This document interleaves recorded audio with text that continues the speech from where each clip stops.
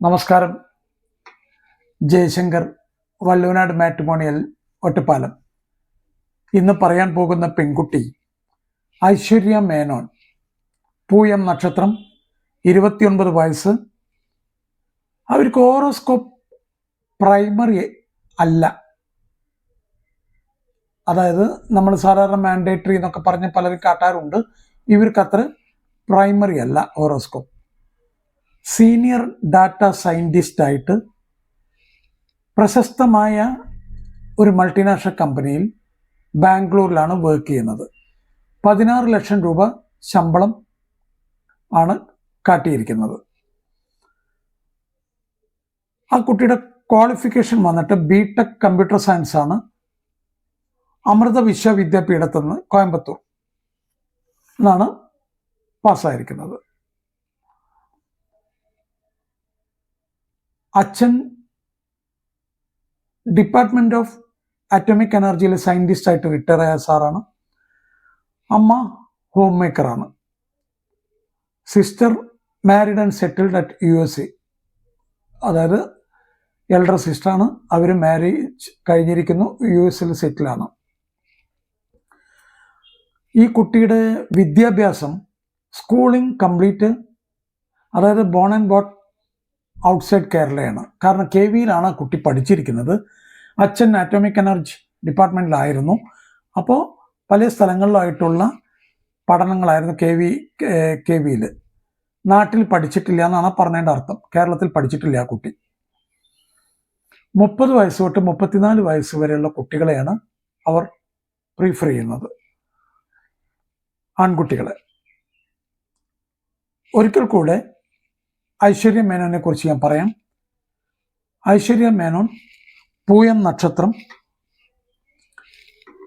29 വയസ്സ്.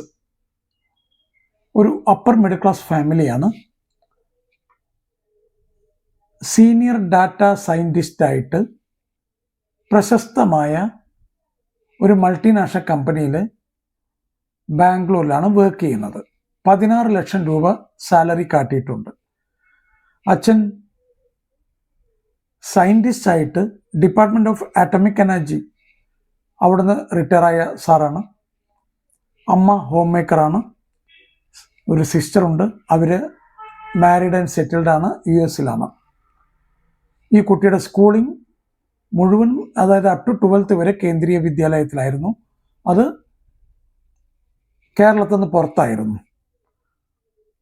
BTech പാസ്സായിരിക്കുന്നത് computer science സബ്ജക്റ്റിലാണ്. അമൃത വിശ്വവിദ്യാപീഠത്തിൽ നിന്നാണ്, കോയമ്പത്തൂരിൽ നിന്ന്. പാലക്കാട് സെറ്റിൽ ചെയ്തിട്ടുള്ള ഒരു ഫാമിലിയാണ് ഐശ്വര്യ മേനോൻ്റെ.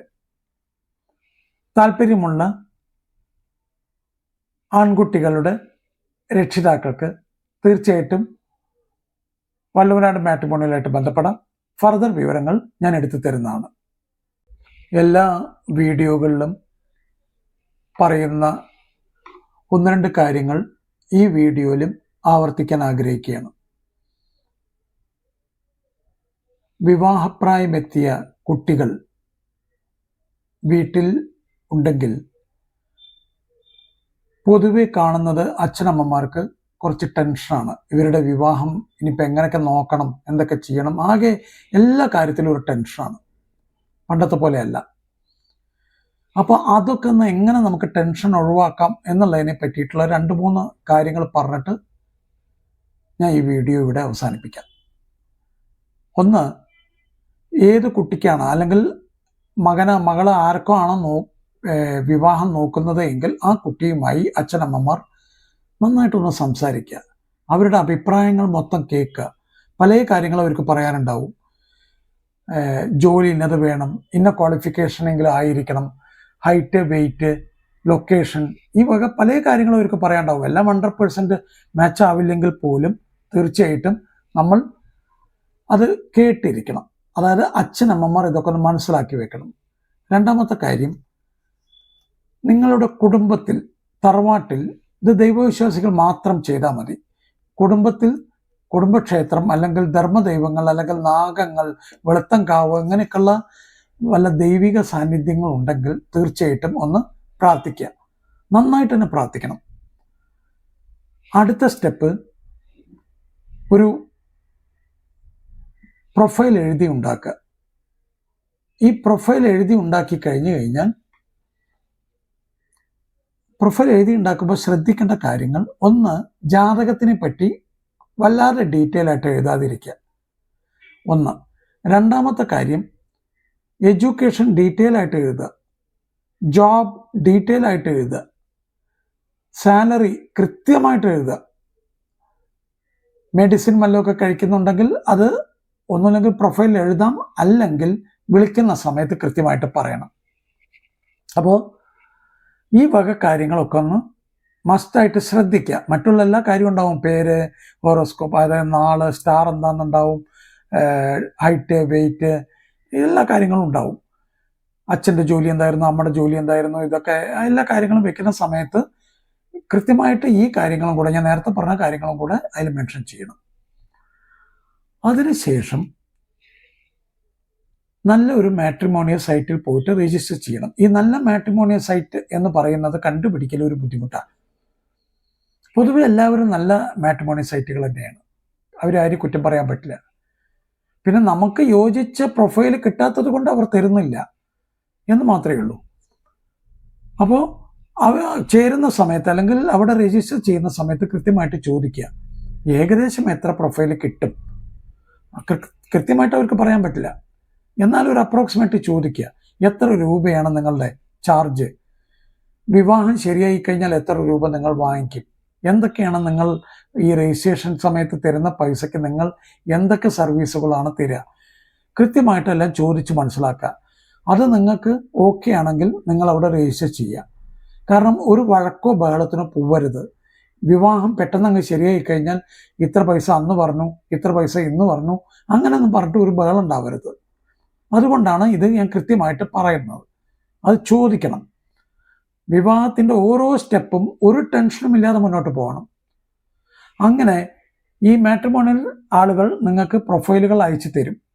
പ്രൊഫൈലുകൾ അയച്ചു തരാൻ തുടങ്ങി കഴിഞ്ഞു കഴിഞ്ഞാൽ ഓരോ പ്രൊഫൈല് നിങ്ങൾക്ക് ഇഷ്ടപ്പെട്ടു കഴിഞ്ഞാലും മകൾക്ക് കാട്ടിക്കൊടുക്കുക, അല്ലെങ്കിൽ മകന് കാട്ടിക്കൊടുക്കുക, അവർക്ക് ഫോട്ടോയും കാട്ടിക്കൊടുക്കുക. ഇതെല്ലാം കാട്ടിക്കൊടുത്തു കഴിഞ്ഞു കഴിഞ്ഞാൽ അവർ പറയും, ചിലപ്പോൾ ഇത് വേണ്ട, നോക്കണ്ട, ചിലപ്പോൾ പറയും അത് നോക്കാം. ഇത് നോക്കാം എന്ന് പറഞ്ഞു കഴിഞ്ഞാൽ കൃത്യമായിട്ട് ആൺകുട്ടിയുടെ വീട്ടുകാരെയോ അല്ലെങ്കിൽ പെൺകുട്ടിയുടെ വീട്ടുകാരെയോ വിളിച്ച് സംസാരിക്കുക. ഫോട്ടോ മസ്റ്റായിട്ട് കാണണം. ഫോട്ടോ കണ്ട് എല്ലാം ഓക്കെയാണ്, ജാതകവും ഓക്കെ ആയി. ജാതകം നോക്കുന്ന സമയത്ത് ശ്രദ്ധിക്കേണ്ട കാര്യം, ഒരു ജ്യോത്സ്യം നിങ്ങളോട് നോ എന്ന് പറഞ്ഞു കഴിഞ്ഞാൽ അത് നോ എന്നും വിചാരിക്കണ്ട. 3, 4, 5 ജ്യോത്സ്യരുടെ അടുത്തെങ്കിലും പോകണം. ഏതെങ്കിലും ഒരു ജ്യോത്സ്യൻ ഓക്കെ പറഞ്ഞാൽ അത് വെച്ച് മുന്നോട്ട് പോവുക. കൃത്യമായിട്ട് അത് നോക്കണം എന്നുണ്ടെങ്കിൽ നോക്കുക, ഇല്ലെങ്കിൽ നോക്കാതിരിക്കുക. ജാതകവും ഓക്കെ ആയി കഴിഞ്ഞാൽ ഇവര് കുട്ടികൾ തമ്മിൽ, അതായത് നമ്മൾ പറയും ജാതകം ഓക്കെ ആയി, ഇപ്പം ഇനി പെണ്ണ് കാണൽ ചടങ്ങ് എന്നൊക്കെ പറഞ്ഞിട്ട് വിളിക്കും, അല്ലെങ്കിൽ നമ്മൾ അങ്ങോട്ട് പറയും പെണ്ണ് കാണൽ ചടങ്ങിന് വരട്ടെ എന്നൊക്കെ ചോദിക്കും. ഒരു കാരണവശാലും ചാടിക്കേറി ഒരു പെണ്ണ് കാണൽ ചടങ്ങിന് പോകരുത് എന്നാണ് എൻ്റെ വ്യക്തിപരമായ ഒരു അഭിപ്രായം. കഴിയാവുന്നത്ര ദിവസം, അതായത് ഒരു 5 ദിവസം, 10 ദിവസം, ഒരാഴ്ച, 2 ആഴ്ച കുട്ടികൾ തമ്മിൽ വാട്സാപ്പ് ചാറ്റിൽ കൂടെയോ ഫോണിൽ കൂടെയോ ഒന്ന് ഒരു ഫ്രണ്ട്ഷിപ്പ് ബിൽഡപ്പ് ചെയ്യണം. ഫ്രണ്ട്ഷിപ്പ് ബിൽഡപ്പ് ചെയ്ത് കഴിഞ്ഞാൽ ഒരു കംഫർട്ട് സോണിൽ എത്തുന്നുണ്ടെന്ന് മനസ്സിലായി കഴിഞ്ഞാൽ തീർച്ചയായിട്ടും പുറത്ത് വെച്ച് കാണണം. പുറത്ത് വെച്ച് കണ്ട് കാര്യങ്ങളെല്ലാം നന്നായിട്ട് സംസാരിക്കുമ്പോൾ ശ്രദ്ധിക്കേണ്ടത്, ഫാമിലി ബാക്ക്ഗ്രൗണ്ടിനെ പറ്റി ആൺകുട്ടിയും പെൺകുട്ടിയും സംസാരിക്കണം. അച്ഛൻ എന്തായിരുന്നു, അമ്മ എന്തായിരുന്നു, അവരുടെ എഡ്യൂക്കേഷൻ എന്താണ്, അവരുടെ ജോലി എന്തായിരുന്നു, ഇതെല്ലാം പറയണം. രണ്ടാമത്തെ കാര്യം, നിങ്ങളുടെ എഡ്യൂക്കേഷൻ, ആൺകുട്ടിയുടെയും പെൺകുട്ടിയുടെയും എഡ്യൂക്കേഷനെ പറ്റി നന്നായിട്ട് ഡിസ്കസ് ചെയ്യണം. മൂന്നാമത്തെ കാര്യം, മെഡിസിൻ വല്ലതും കഴിക്കുന്നുണ്ടോ എന്നുള്ള ഉറപ്പ് വരുത്തണം. നാലാമത്തെ കാര്യം, അമിതമായ ലോണുകൾ, ബാങ്കിങ് ലോൺസ്, EMI എത്രയുണ്ട് എന്നുള്ളത് കൃത്യമായിട്ട് മനസ്സിലാക്കണം. ഇതൊക്കെ ഒന്ന് മനസ്സിലാക്കി നല്ലൊരു കംഫർട്ട് സോണിൽ എത്തിക്കഴിഞ്ഞാൽ മാത്രമേ പെണ്ണ് കാണൽ ചടങ്ങിന് പോകാവൂ. ഇല്ലെങ്കിൽ എന്താ പറ്റിയ, ഇപ്പോൾ ചാടിക്കയറി പെണ്ണ് കാണൽ ചടങ്ങിന് പോയി കഴിഞ്ഞാൽ ഏതെങ്കിലും ഒരു സൈഡിൽ നിന്ന്, ഇപ്പോൾ ഒരു ആൺകുട്ടി പെൺകുട്ടി കാണാൻ പോകുന്നു, പെൺകുട്ടിയുടെ വീട്ടുകാർ പറയുകയാണ്, അയ്യോ ഇത് ഞങ്ങൾക്ക് ശരിയാവില്ല കേട്ടോ എന്ന് പറഞ്ഞു കഴിഞ്ഞാൽ നിങ്ങൾ മനസ്സിലാക്കണം, ഇതൊരു തമാശയായിട്ട് കാണരുത് നിങ്ങൾ. ആ ആൺകുട്ടി ആകെ ഒരു വല്ലാത്ത അവസ്ഥയിലാവും. എന്തുകൊണ്ട് ആ പെൺകുട്ടി ഇങ്ങനെ പറഞ്ഞു? ഞാൻ കാണാനും നല്ല ഭംഗിയാണ്, എനിക്ക് എഡ്യൂക്കേഷൻ ഉണ്ട്, നല്ല ജോലിയുണ്ട്, പക്ഷെ ആ കുട്ടി എന്തുകൊണ്ട് അങ്ങനെ പറഞ്ഞു? ഒരു വല്ലാത്ത അവസ്ഥയാണത്. ഇനി നേരെ തിരിച്ചാണ്, പെൺകുട്ടിക്ക് ഓക്കെയാണ്, ആൺകുട്ടി നോ എന്ന് പറഞ്ഞു കഴിഞ്ഞാൽ ഇതേ തന്നെയാണ് അവിടെ സംഭവിക്കുക. അപ്പൊ കഴിയുന്നതും ആളുകളെ ടെൻഷൻ അടിപ്പിക്കുകയല്ല വേണ്ടത്. ആ പഴയ കാലമല്ല നമ്മളുടെ ഇന്നത്തെ കാലം. പുറത്ത് വെച്ച് കാണുക, അതിൽ കൃത്യമായിട്ട് കാര്യങ്ങൾ സംസാരിക്കുക. വേണ്ടെങ്കിൽ വേണ്ട, വേണമെങ്കിൽ വേണം. ഒരു ഏകദേശമൊക്കെ ഒരു 99% ഒക്കെ ഓക്കെ ആയി കഴിഞ്ഞാൽ മാത്രമേ പെണ്ണ് കാണുന്ന ചടങ്ങിനൊക്കെ ആ ചടങ്ങ് നടത്താവൂ. അല്ലാതെ അതൊരു ബോറൻ പരിപാടിയാണെന്ന് അവർക്ക് പറയേണ്ടി വരും. അപ്പോൾ ഇതൊക്കെ ഒന്ന് ശ്രദ്ധിച്ചു കഴിഞ്ഞു കഴിഞ്ഞാൽ കുട്ടികളുടെ ദാമ്പത്യ ബന്ധം, അച്ഛനമ്മമാരുടെ റിട്ടയർഡ് ലൈഫൊക്കെ വളരെ ഭംഗിയായിട്ടാണ് മുന്നോട്ട് പോകുന്ന കാഴ്ചയാണ് ഞാൻ കാണുന്നത്. അപ്പോൾ വളരെ ശ്രദ്ധിക്കണം ഈ കാര്യങ്ങളൊക്കെ. എല്ലാ കുട്ടികൾക്കും എത്രയും പെട്ടെന്ന് അനുയോജ്യമായ വിവാഹബന്ധങ്ങൾ കിട്ടുവാൻ വേണ്ടി പ്രാർത്ഥിക്കാം. നന്ദി, നമസ്കാരം. ജയശങ്കർ, വള്ളുവനാട് മാട്രിമോണിയൽ, ഒറ്റപ്പാലം.